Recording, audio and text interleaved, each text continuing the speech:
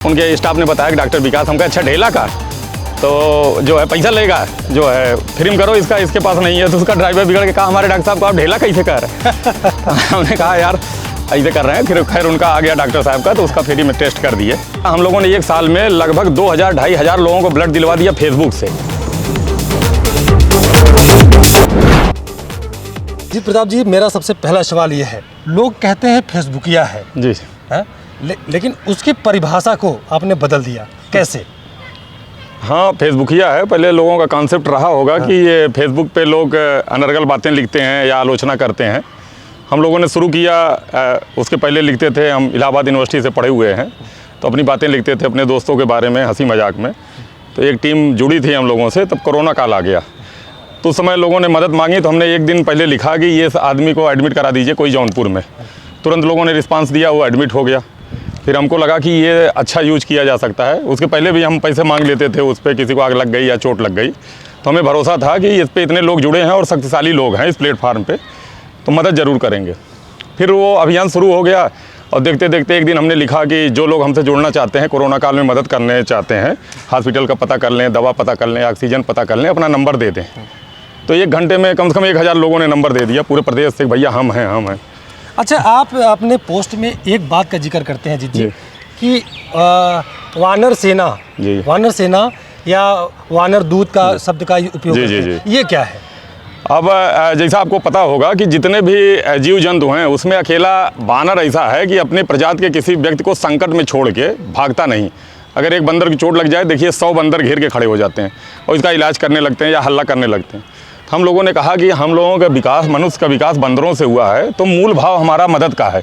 और कोई संकट में है तो हम लोग छोड़ के कैसे चला जा सकते हैं? कोई इलाज नहीं हो पा रहा है, कहीं ब्लड नहीं मिल रहा है, तो हम लोग आइए मिल के हल्ला करें और प्रयास करें कि इसकी मदद की जाए। हम नहीं कर पाएंगे तो कोई न कोई करेगा ज़रूर। और आप तो अब जुड़ गए हैं, देखिएगा हम लोगों ने एक साल में लगभग 2000-2500 लोगों को ब्लड दिलवा दिया फेसबुक से। मतलब बड़ी बड़ी संस्था नहीं कर सकती, और हम लोगों ने जो है दिलवा दिया। कितने लोगों को एडमिट करा दिया, और लगभग आप अंदाज़ा लगाइए कि 90-80-90 लाख रुपए हम लोगों ने फेसबुक से इकट्ठा करके लोगों को दे दिए। अनजान लोगों ने अनजान के खाते में पैसा डाल दिया। कोई किसी ना हम जानते थे उसको, उसने मांग लिया कि भैया इलाज हम नहीं करा पा रहे हैं, हमें पैसा नहीं है, तो हम लोगों ने लिख दिया अकाउंट, लोग उसके खाते में डालने लगे। अच्छा, अभी हाल ही के एक पोस्ट की बात करता हूँ, आपकी रिसेंट की पोस्ट है। जी। कोई डॉक्टर आपके पुराने दोस्त थे, उनके जो ड्राइवर थे, उनको आपने फ़ोन किया तो उन्होंने क्या कहा? गुस्सा गए क्या? ये कहानी है इसके पीछे? वो हमारे गांव से थोड़ी दूर का एक लड़का है, उसको जो है पेशाब के नली में कोई परेशानी है, 2 साल से कैथेटर लगा के टहल रहा था। तो हमें फ़ोन किया कि भैया हमारा ऑपरेशन नहीं हो पा रहा। हमने कहा कितना लगेगा? कहा 40-50 हज़ार रुपया। तो हमने लिख दिया कि कोई अगर मदद करना तो एक डॉक्टर अरुण है जौनपुर के, आज ऑपरेशन भी उसका हो गया। उन्होंने कहा भैया भेजिए, हम इलाज कर देंगे। फिर उन्होंने टेस्ट लिखा, तो एक पैथोलॉजी का हम लोगों का जूनियर था, ताराचंद हॉस्टल में रहता था, उसको हम लोग ढेला कहते थे। अब वो पैथोलॉजी की MD हो गया। तो हमने वो गया उसके यहाँ टेस्ट करने, तो उसने कहा 4000 रुपया लग रहा है। हम कहा किसका है? तो उसने कहा कि उनके स्टाफ ने बताया कि डॉक्टर विकास। हम कहा अच्छा ढेला का तो जो है पैसा लेगा, जो है फ्री में करो इसका, इसके पास नहीं है। तो उसका ड्राइवर बिगड़ के कहा हमारे डॉक्टर साहब को आप ढेला कैसे कर हमने कहा यार ऐसे कर रहे हैं। फिर खैर उनका आ गया डॉक्टर साहब का, तो उसका फ्री में टेस्ट कर दिए। अच्छा, एक घटना अभी और रिसेंट की है, कोई विदेश में फंस गया था या फिर ऐसी कोई बात हो गई थी, वो क्या मसला था? विदेश के 2 केस थे। एक तो मुस्लिम लड़का था जौनपुर का, वो फंस गया वहाँ, तो वीज़ा हम लोगों को बहुत नहीं आ रहा, वो उनको प्रॉपर वीज़ा नहीं बनता। तो वो पता चला कि वीज़ा पे चला गया, उसका टाइम ख़त्म होने लगा और वहाँ से भागे। तो वहाँ लोगों ने कहा कि 60-70 हज़ार जो लगेगा हम वापस कर देंगे, तो उसकी मदद हुई थी। अभी रिसेंट में रियाद में एक लड़का फंस गया, जौनपुर, विपिन सिंह के नाम के, आज वापस आया वो लखनऊ आए। तो रियाद में उसको ले गए, वहाँ ऊँट उससे चरवाने लगे और मारते थे। और उसका वीज़ा सब छीन लिए थे। तो वहाँ से किसी से दूसरे फ़ोन से उसने कहा, तो वहाँ के लोगों ने DM साहब से मिला और सबसे पेपर में निकला, लेकिन कोई प्रॉपर नहीं हुआ। तो हम लोगों ने पोस्ट कर दिया, हमें पता ही नहीं था कि कौन लोग जुड़े हैं। अच्छा। लेकिन दुबई के कई लोग जुड़े, रियाद में भी लड़के थे जो हम लोगों के वानर सेना से जुड़े हैं।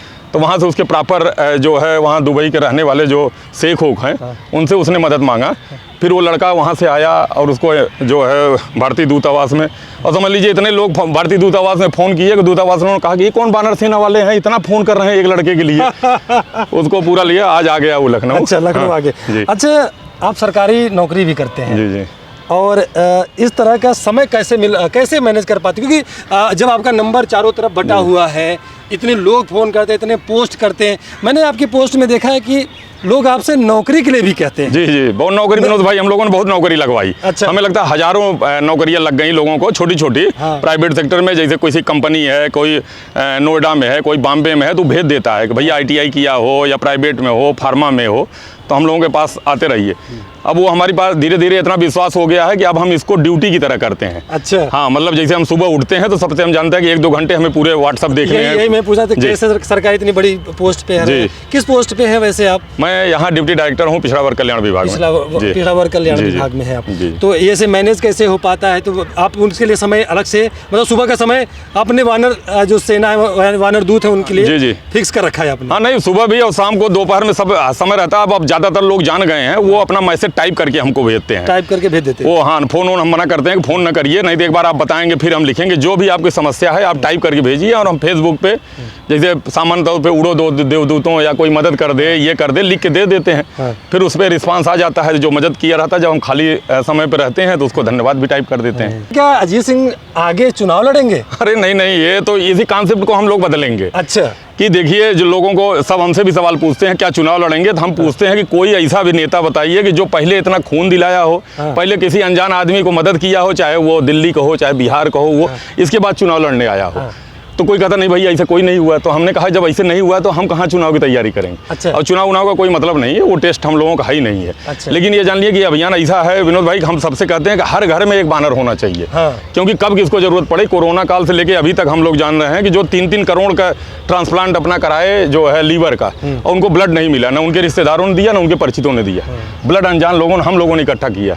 तो पैसा और ताकत एक जगह आके बहुत कमजोर हो जाएगी, वो कोई अनजान आदमी या समाज ही उनकी मदद करेगा। रिटायरमेंट लेके बैठेंगे नहीं? नहीं, अब हम लोगों ने शुरू कर दिया, अब तो विश्वास हो गया। वो तो समझ लीजिए किसी को अब छोड़ने का भी मन करता है। जैसे किसी दिन हम लोग मान लीजिए इरिटेट हो गए या हो गए, तो लेकिन लगता है कि लोगों को बड़ा विश्वास है और हमें तो खाली लिखना है। अच्छा। और वो देखिएगा, हमें मैसेंजर पे आपको दिखाएं, व्हाट्सएप पे, वो खाली कहते हैं भैया कुछ ना कर, खाली पोस्ट कर दीजिए भैया। अच्छा। हमें विश्वास है हो ही जाएगा, खाली पोस्ट कर दीजिए।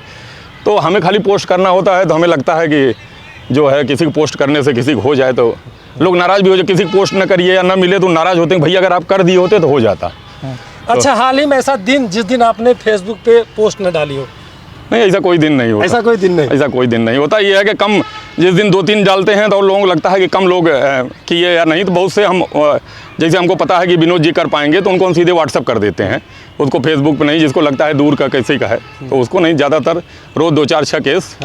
जब आप लोगों की भावनाओं को समझ रहे हो, इतना दया है आपके अंदर, लोगों की मदद करने की आपके अंदर चाहत है और जुनून भी है, मैं देख रहा हूँ, तो जिस हर विभागों की बात करते हैं लोग, तो कहते हैं विभाग में कोई काम चला गया तो होता नहीं है, अधिकारी भ्रष्ट हैं, बंदरबाद करते हैं, बेईमानी उतर आए हैं, घूस लेते हैं। अजीत सिंह जिस पोस्ट पे हैं, कैसा काम करते हैं? नहीं, देखिए, वो कभी आइडिया रहा होगा, अब इतना टेक्नोलॉजी हो गई है, सब ऑनलाइन, हम लोगों के यहाँ व्यवस्था टोटल ऑनलाइन हो गई है। हाँ। हर विभाग में इस तरीके का होता है। तकनीकी, ये तो आप भी जानते हैं कि जब तकनीक नहीं आती तब इस तरीके की समस्याएं आती हैं। अनजान जो तकनीक जो है प्रशासन में तकनीक घुस जाती है तो इस तरीके की समस्याएं ऑटोमेटिक कम हो जाती हैं। अब देखिए, आप अगर किसी का शिकायत कर रहे हैं IGRS पे या PM हेल्पलाइन पे, तो आप ट्रैक कर सकते हैं अपना ID नंबर लेके। हम लोगों के यहाँ स्कॉलरशिप का है, लड़का भर दिया, चाहे अमेरिका हो चाहे आपके गांव में हो, ID नंबर से वो अपना चेक कर लेगा कि कहाँ हमारा फॉर्म गया, कहाँ होने लगा है। तो ये सब समस्याएँ तकनीक अपने आप दूर कर देती हैं। चलिए, आज के लिए फ़िलहाल इतना ही। आपने मुझे समय दिया, इतना देर तक के लिए। आपकी तबीयत भी ख़राब थी, आपने बताया था, लेकिन आपने समय दिया, बहुत बहुत धन्यवाद अजीत जी। और ये कारवा यूं ही आगे बढ़ता रहेगा, इसके लिए मैं आपको शुभकामनाएं भी दूंगा और धन्यवाद भी कहूँगा कि लोग आज के दौर में भी ऐसे लोग हैं जो ऐसी चाहत रखते हैं। आपकी पोस्ट जब देखता हूँ, अचानक ही मेरे मन में आया था कि मैं इनका इंटरव्यू ज़रूर करूँगा, इसलिए मैंने कल रात में आपको फ़ोन किया था। बहुत बहुत धन्यवाद, आपका आपने समय दिया।